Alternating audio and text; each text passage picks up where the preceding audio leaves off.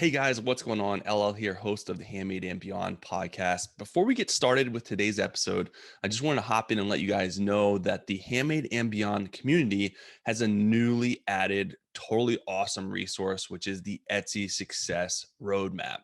It's the plan and strategies to get you to become a top 1% Etsy seller. It's the same stuff I've used to grow my shop to the top 1%, making over six figures a year for the last 3 consecutive years. And I'm on track to do that again this year. It's also the plan that I've used to coach other Etsy shops and Etsy shop owners over the last couple of years to help them become top 1% sellers, to help them get more sales, more revenue, more traffic so they can worry less, sell more, and just focus on the creative side of their business.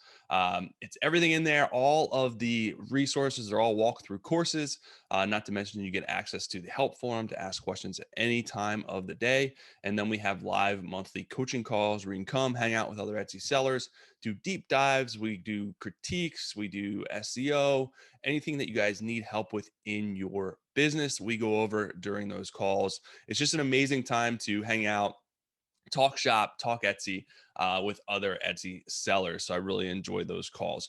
So you guys can get access now. I'm doing a 30-day free trial so you can test drive everything. If it's so great, why do I give a free trial? Well, I want you guys to be able to test drive everything out first, right? And see that the resources are awesome. Not only that, there's almost 50 courses in there. And in order to do all the strategies, it does take time. It takes your consistency on your part. But if you're willing to commit over the next couple of months and even year, you will be able to see the growth and you will be able to see the momentum in your business. So it's the plan is all laid out in a roadmap form in chronological order, so you can start at A and get to Z, which is a top 1% Etsy seller. So wherever you're at in your journey, you can jump in and start implementing the strategies that I teach in there. You need help, hop in the forum, ask questions so I can help guide you and get you guys to the next level. But you can get access 30 days free. Go to handmadeandbeyond.com/HB free trial. There's also going to be a link below, but I wanted to let you guys know about that first before we dive into today's episode. So let's get started with that. What's up, everyone? Welcome to the Handmade and Beyond podcast. I'm your host, LL, leader of the handmadeandbeyond.com website and community. I'm a self-employed entrepreneur, an Etsy expert, and business coach who's figured out how to make my entire living with my handmade business. Each week, I'll dive into strategies and success tips to help you with your handmade business, with Etsy, and everything in between. Let's dive in. All right, guys, what is going on? Glad to be back with you. Hopefully you are doing awesome and amazing, all that good stuff. I am back with another totally cool episode for you guys to hopefully help you get some momentum in your business, continue to grow, and get to wherever you want to get to as far as your Etsy and handmade business. Today's episode, I want to talk about 5 big Etsy time wasters that either I've seen or I've personally done, because I am, of course, not perfect and I've made a lot of mistakes, and that helps me coach other Etsy sellers not to make the same mistakes as me, because you always want someone to dive in first, so you know not to dive in next. All right, so let's get started. We'll dive in and talk about the first mistake that I see. And that really is focusing on things that you can't directly control in your business. So these are things like, competition. Maybe it's very common to see someone in your same niche absolutely killing it. So it makes you feel bad about yourself. It makes you feel like you can't do it as well. You get self-doubt and all that good stuff. Well, you're only seeing the tip of the iceberg. You don't see the time and energy and years spent in their business before they got to the success. You don't see their ad spend. You don't see the things that they're doing offline. So you're only seeing that tip of the iceberg, which is their success. So not looking at their business, they may not be as successful as it seems. B, they may have put a lot more time and energy and resources into that success than you realize. So use competition as a goal and as a good thing, because it means that the market is big and that if they're killing it, you can kill it too. So don't get down on yourself because you have competitions that's killing it.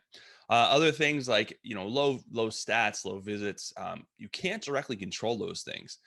You can't wake up one day and say, I want 10 sales. I want 100 visits. I want 200 favorites.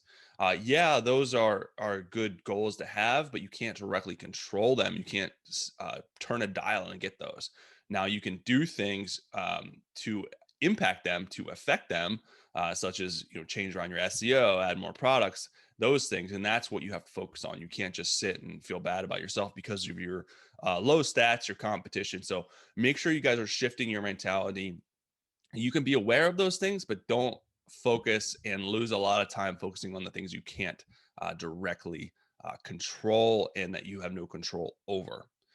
The next thing I want to talk about is really it's more of an entrepreneur downfall is shiny object syndrome. So a lot of times if you're an entrepreneur, you see the next best, greatest tool or feature or thing, you go chasing after it because it's really cool. And a lot of times entrepreneurs just get bored really easy. So we want to keep things fresh and exciting and new.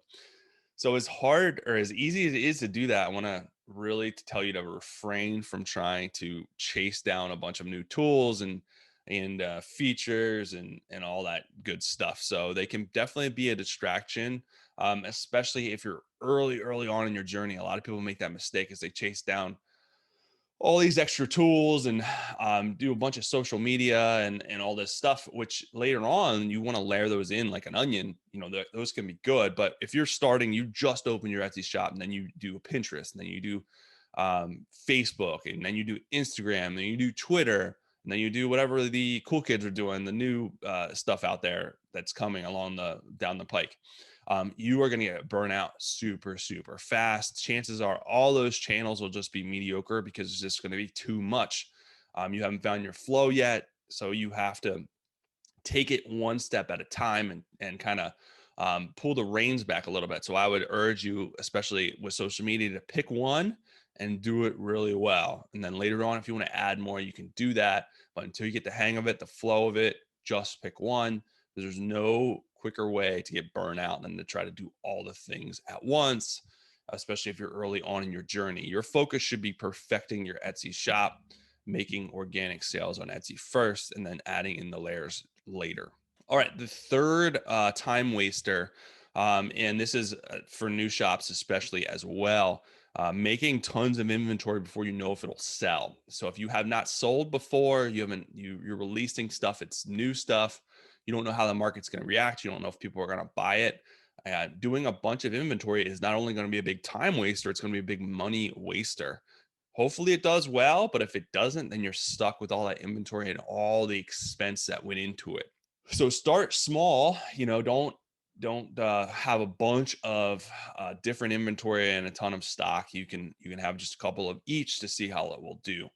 Now, if you've sold these things before, maybe you're releasing new variations. You can probably start with a little bit more because it's going to sell. But I'm a big proponent of starting small and having low inventory, running lean, just because it saves a lot of money, and you don't got to worry about losing the cash and the capital that you put into it. But especially if you're starting out early, you haven't tested the market.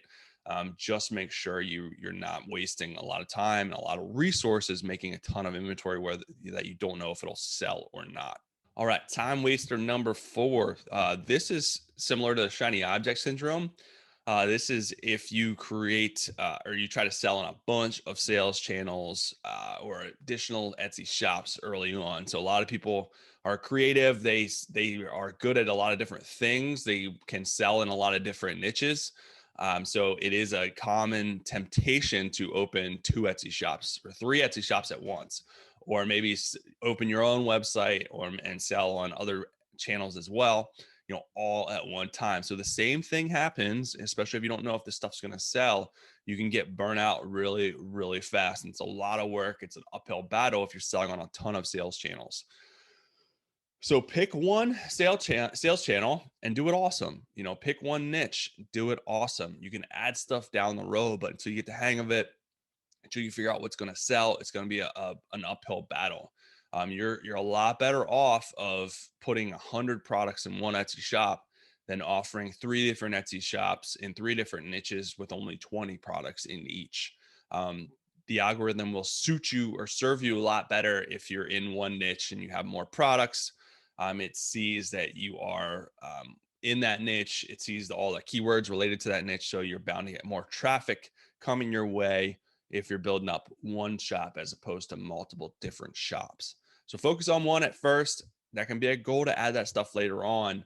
But do one sales channel, kill it, do it really well, build it up, and then you can. That's another viable way to grow. Down the road is add in those other sales channels, but you got to do it in the right order of things so you don't get burnout, stressed out, freaked out, whatever, whatever else that can happen to you. So that is my suggestion for you.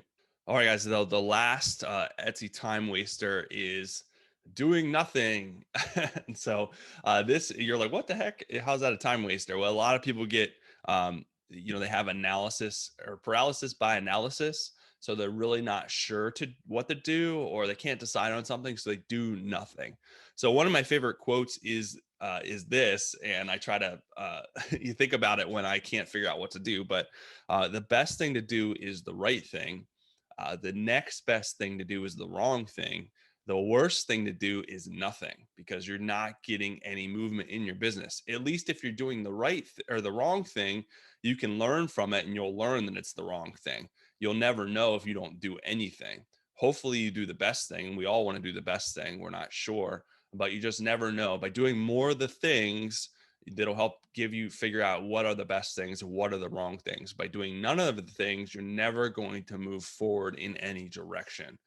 So I've learned probably just as much, if not more, about the things that I've done wrong than the things that I've done right. And both will lead you to success if you learn to follow them. Don't be afraid of doing the wrong thing. Don't be afraid of making mistakes. It just helps you be better. It helps guide you in the direction of where you want to go and adjust your business and make those decisions a lot faster so you can get to success a lot faster. That's the ultimate goal. So when you're not sure what to do, just pick something and do it. And chances are you got a 50-50 shot. Maybe it'll be the wrong thing, maybe it'll be the right thing, but either way, you're going to learn from it and move your business forward. So that's it, guys. Those are the 5 Etsy time wasters and business time wasters that I wanted to talk about. That if you're thinking about, your business and figuring out what to do, what not to do, just mind you, don't step into those pitfalls that I've done. I've seen other business owners do. Try to keep your nose to the grindstone and have a clear path, and don't get in the weeds and don't get lost. Make sure you're focusing on all the things that you can control and the things that are going to be the most efficient for your business. Outside of that, guys, have an awesome rest of your day. I'll be back with another episode for you guys next week.